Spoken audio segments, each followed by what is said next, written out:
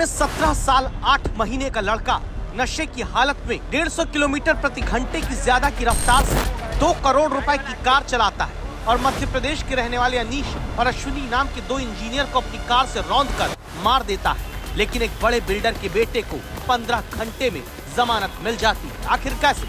इस सवाल का जवाब आपको दें उससे पहले ये सोचिए कि अपने बिल्डर पिता के रसूख और पैसे के दम पर बिना ड्राइविंग लाइसेंस के गाड़ी चलाते हुए 2 लोगों की जान ले ली, लेकिन जहां सख्त कार्रवाई तुरंत होनी थी, ये लड़का अपनी गिरफ्तारी के सिर्फ 15 घंटे में छूट जाता है।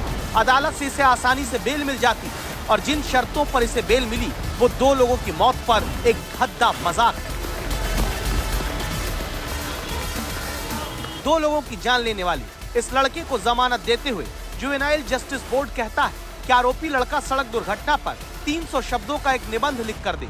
आरोपी को पुणे के आरटीओ दफ्तर जाकर ट्रैफिक से जुड़े नियमों के बारे में पढ़ना होगा। लड़के के माता पिता ये सुनिश्चित करेंगे कि वो किसी गलत संगत में ना रहे और 15 दिन के अंदर इस लड़के को किसी मनोचिकित्सक से मिलना होगा। बिल्डर का 17 साल 8 महीने का लड़का ये सारी छूट क्यों पाता है? क्या इसे नाबालिग मानेंगे जो नशे में धुत दिखता है, जो बिना डीएल सारी स्पीड तोड़कर बिना नंबर प्लेट वाली 2 करोड़ की कार चलाते हुए 2 लोगों को मार देता है, जो भागने की कोशिश करता है लेकिन स्थानीय लोग पकड़कर पुलिस के हवाले करते हैं, उसे नाबालिग मानकर छोड़ा जाना चाहिए। यही वो पोर्श कार है जिससे नाबालिग लड़के ने, एक बिल्डर के लड़के ने उस कपल को उड़ा दिया। अनीस और अश्विनी ऐसे दोनों का नाम था, जिन दोनों का पूरे एक्सीडेंट में जो दोनों अपने जगह पर ही जो उन्होंने दम तोड़ दिया। लेकिन अगर इस कार को आप ठीक से देखेंगे तो आपको समझ में आएगा कि कितनी स्पीड से ये आगे गई होगी। और जो पल्सर बाइक यहाँ बगल में ही आपको दिखाई देगी, जिस पल्सर बाइक पे वो दोनों चल रहे थे, यू टर्न लेके, जिससे कि सीसीटीवी में दिखाया गया है, यू टर्न लेके वो सामने गए और वहीं से कल्याणी नगर के बगल में से ये पोर्श कार आई जिसने इस पल्सर को रौंद दिया। क्या ये जबलपुर की अश्विनी, जिसे प्यार से घर में शाबाशी बोलते थे, उसके परिजनों के साथ अपराध नहीं, जिसको बिल्डर के बेटे ने कुचल कर मार दिया और अब 15 घंटे में जमानत पर छूट भी गया?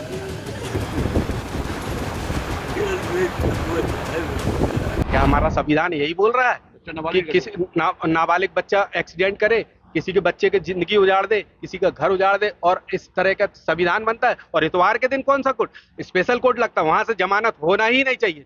कैसे हो गई जमानत? जिसने ऐसे 2 परिवारों की सारी खुशियां छीन ली, वो सिर्फ सड़क सुरक्षा के नाम पर निबंध लिखेगा और परिवार दर्द झेलेगा। ये कौन सा और कहां का इंसाफ? कानूनन तो उसको जमानत नहीं मिलना थी।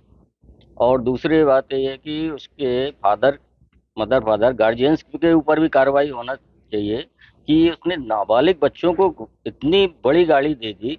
यहाँ मतलब हम लोग भी चलाते, हमारे भी बच्चे हैं, हम नाबालिग बच्चों को 2 व्हीलर नहीं चलाने देते। सवाल है कि ये बेल कैसे पा गया, जहां इसे जमानत देते हुए इसके अपराध को गंभीर नहीं माना गया। और फिर पुलिस की आंख तब खुली जब आज तक लगातार दस्तक देता है। जैसे एफआईआर में पहले आरोपी नाबालिग लड़के के पिता को आरोपी तक नहीं बनाया, बाद में नाम जोड़ा गया और अब धाराएं भी बढ़ाई गई। 2 जन खत्म हुए हैं, जो कि गाड़ी का कोई लाइसेंस नहीं है, चलाने वाला कोई लाइसेंस नहीं है, कि गाड़ी का कोई रजिस्ट्रेशन नहीं है, और इतने 13 से 12 की जिसमें से बचने का कोई चांस नहीं लगा। साइड पे ही डेथ हो गई। इसको कड़ी से कड़ी सजा मिलना चाहिए और किसी तरह से इनको छूट नहीं मिलना चाहिए।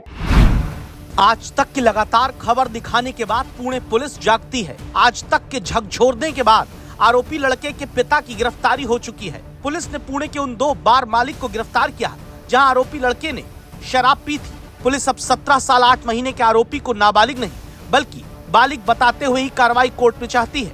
लेकिन सवाल है कि अब तक उन पुलिस वालों पर एक्शन क्यों नहीं लिया गया जिन्होंने एफआईआर में शराब की बात नहीं लिखी, जिन्होंने आरोप है कि केस को हल्का करने की पहले से ही कोशिश की, जिन्होंने 15 घंटे में बेल दिए जाने का दावा है कि विरोध तक नहीं किया।